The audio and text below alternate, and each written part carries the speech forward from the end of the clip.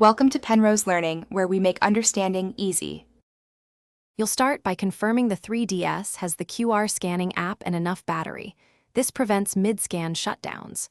Once done, position yourself in a well-lit area and remove reflections from the card or screen.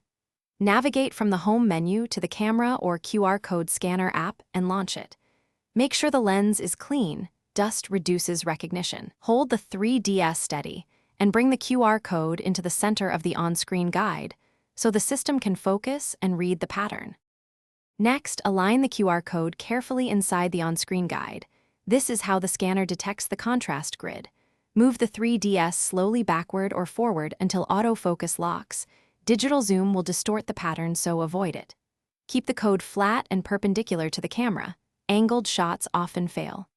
Once the scanner recognizes the pattern, you'll hear a confirmation sound or see an on-screen message.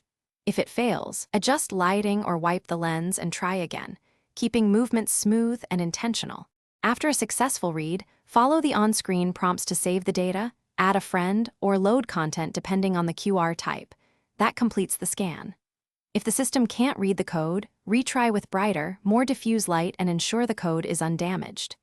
Make sure no screen protectors or protective cases block the lens.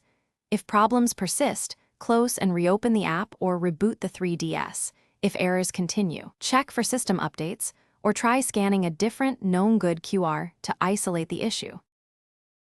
Thanks for watching. If this was helpful, leave a like and consider subscribing. See you next time.